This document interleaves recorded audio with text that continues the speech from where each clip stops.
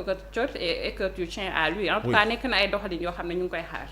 alors Mamy bu dee ni ñi infiltré woon ndaje bi li ñu bëggoon mooy noppiloo Guy Marius Sagna ba li mu bëggoon wax du ko wax tey lañ teg ci kawam maye na mu gën a yaatu nit ñaa ngi ci wax un peu partout mooy ni message bi dina jàll finalement. Oui, finalement il a réussi ce qu'il voulait faire mooy ne il savait déjà que cette manifestation n'était pas appréciée. li ñuy wax sax ne c'est une manifestation qui était interdite. Mais il a quand même tenu à faire du Guy Marius Sagna. C'est un résistant. Pas une manifestation.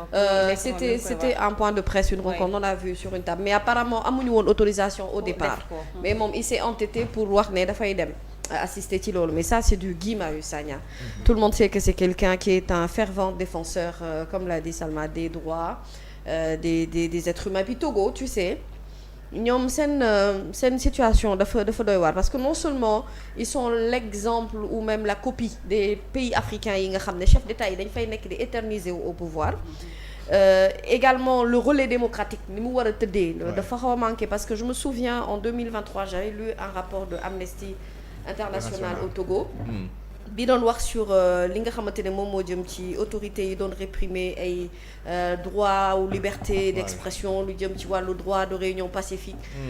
ay sur fond de menaces contre la liberté de la presse amoon na ay journaux yoo xam ne dañ ko suspendre woon ay journalistes aussi yoo xam ne dañ leen condamné woon à des peines d'emprisonnement un peu ce que lu ñu commencé woon dund fii Sénégal et donc connaissant aujourd'hui li nga xamante ne moom mooy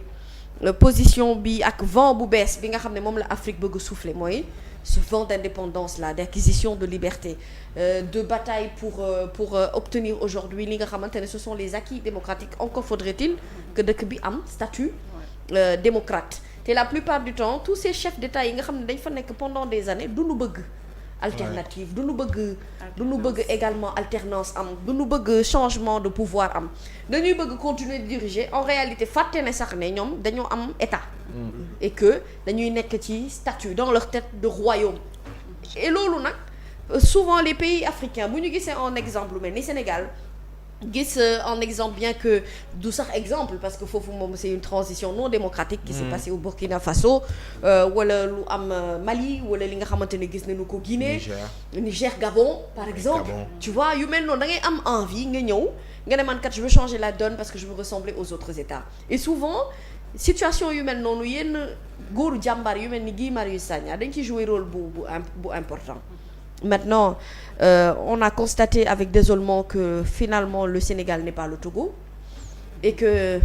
am ennemi ci dëkk boo xamante ne dans un pays étranger moo gën a dangereux encore une fois il faudrait que Guy Marius Sagna moom aussi qu'il soit beaucoup plus sécurisé ces actions là si tu veux le mener tu peux pas le faire de manière bénévole c'est-à-dire aujourd'hui am na benn casquette boo xam ne war na ci tirer profit moom en tant que député maanaam tous ses déplacements tout ce qu'il fait tout doit avoir benn sécurité bu doy sëkk parce que li ko fa dal c'est tellement dommage aujourd'hui on en parle alhamdoulilah parce que il a eu des blessures il se sent bien mais dem nañ ba xoj ko mais situation bi bu gënoon garaaw loolu te dalay leer ne loolu bien que dund na ay violence fii yuñ koy xëcc buddi et tout mais yenn yi boo ko dundee même boo ko waxul day am benn séquelle benn traumatisme boo xam ne da ngay woy ak moom te il a ndeysaan ce manteau de Zorro j'ai envie de dire de sauveteur un peu du peuple tu vois quelqu'un qui est là pour courir ci yitte yi nation bu ne mais loolu dafa am lu mu àndal dafa am lu la war a soutenir dafa am lu la war a accompagner et c'est difficile de le faire dans certains contextes africains parce que ñooñu ils sont prêts à tout quelqu'un qui est prêt à comme tu dis wa xoj la gaañ la ensanglanté la et tout ça kooku c'est-à-dire bu la jekkoo dëgg-dëgg bul xam yéene bi mu am def ci yow ku la infiltré il a eu le temps d'avoir toutes les informations qu'il fallait et surtout dans le monde entier tout le monde connaît la personnalité de Guy Marius Sagna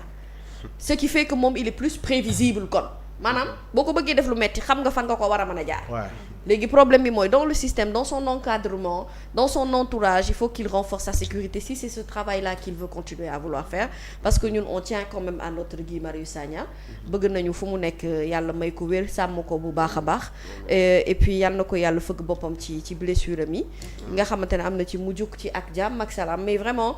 ça relance encore le débat de la démocratie africaine ça relance encore le débat de l'expression de liberté bu ñu war a accepter tout un chacun dans les pays malheureusement ici au Sénégal on a réussi un combat boo xamante ne gagné nañu ko mais les autres pays africains nañu xam ne il faut leur falloir plus que ça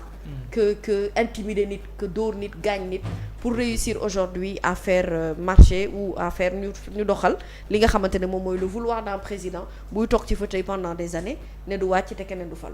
pour yow Fary kan moo am intérêt ci bëgg a noppiloo kii di honorable député Guy Marius Sagna ak aussi lu ñuy def comme ni ko Aminata Touré sàkko pour que yoon def toute la lumière ci li jot a xew Togo. dina jafe loolu parce que ce ne sont que des manœuvres yoo xamante ni manœuvre politique parce que déjà il faut s'intéresser sur le Togo en tant que tel en tant que régime politique mu nekk régime boo xamante ni régime semi-présidentiel. C'est ça. À savoir le président il est chargé de l'État moom mooy gérer état beeg yu ni mel mais le premier ministre moom mooy gérer la politique ainsi de suite li ngay comprendre ci loolu Salma daf ko brosser léegi mais juste pour indi li nga xamante ni mooy wax ji système de royauté boobu même s'ils ne le disent pas loolu mooy li am parce que tey ki nga xamante ni mooy le président moom li mu bëgg mooy éterniser wu au pouvoir te boo seetloo zone boobu noonu la plupart d'entre eux soit dañuy jug seen doom toog wala ñu jug kenn ku leen jege toog en fait noonu la ñuy doxalee noonu la ñuy gisee seen gis-gis loolu maintenant yow bu dee sa gis-gis mooy éterniser wu sur le pouvoir tu as un Guy Marius Sagna boo xamante ni ñëw na sa biir dëkk di toog ci ay daje yoo xamante ni c'est l'opposition politique mooy tenir ces rencontres-là. Donc on peut clairement définir que c'est l'homme à abattre si on peut dire ainsi. C'est la persona non grata on ne veut pas de lui tout simplement. Donc tey bu fekkee ni dañu ko attaqué ci gis-gisam politique bu fekkee dañu ko attaqué ci ay revendications yi nga xam ne daf koy def ak i tamit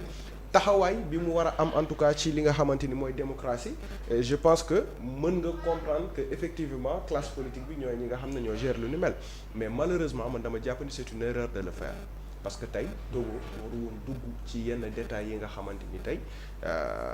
coow lii bul xam fan lay àgg te quoi que l'on dise aussi Togo doon na dëkk boo xamante ni fii ci Afrique man jàppuma ni mën nañu attan pression bi nga xamante ni tey Sénégal war nañu ko mën a teg fii ci réew mi ñu ne parce que nag quoi que l'on dise même si Sénégal nekkul pays yu extraordinaire mais quand même Sénégal am na yoo xamante ni wala boog am na mbir yoo xam ne fu mu ci àgg foo xam ne Togo àggu ci donc man dama jàpp ni c'est une erreur quand même de calcul bu fekkee ni effectivement calcul politique moo waral lu ni mel te man je doute fort que effectivement bu ñu defee ay enquêtes ak yu ni mel ñu relativiser ba jot en tout cas ñu nekk ci nguur gi parce que même bu dee dañ koy def sax am nañu ay bras armés yu koy def. Maintenant Guy Marius Sagna tamit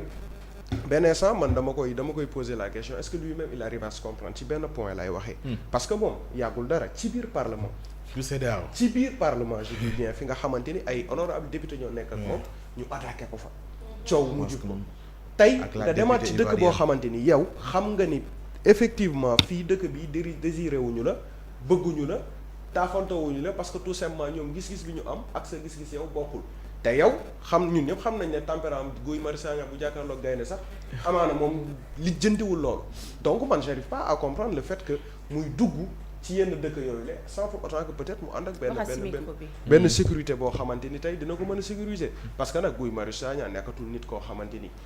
il est l'inconnu déedéet fu mu dem Sénégal muy sénégalais muy keneen ku mu mënti doon Afrique di nga xamee ni kii Guy Marius Sagna la di nga xam ne kii c'est un activiste de plein cœur di nga xam ne kii nit la koo xamante ni dafay revendiquer pour démocratie nit la koo xamante ni dafay xeex ngir ak yelleefu doomu aadama donc nag nga dem ci réew moo xamante ni comme ni ma ko waxee léegi ñoom li ñu gis mooy lan mooy ils doivent s'éterniser au pouvoir yow sa idéologie contraire à cette idée là donc yaakaar naa ni nag sa taxawaay li mu war a doon mooy lan mooy sàmm sa ginnaaw ba nga xamante ni di nga def li nga war a def sans pour autant que tey jii nii yenn yi di la fekk nga daal di dellu maintenant nag ndogalu yàlla la wax dëgg yàlla on ne peut pas non plus dire que peu importe sécurité bu mënoon am itamit bu yàlla ne nii la waroon def. oui ak ni nga ko xamee jàpp ngeen dina ko bàyyee nii mu jàll. non je pense pas mais nag problème bi mooy est-ce que dina mujj fenn itamit waaw. parce que tey Togo la ñu wax nekkul Sénégal tey ak bépp pression boo mënti teg ak lépp loo mënti def après ñoom ñoo koy juger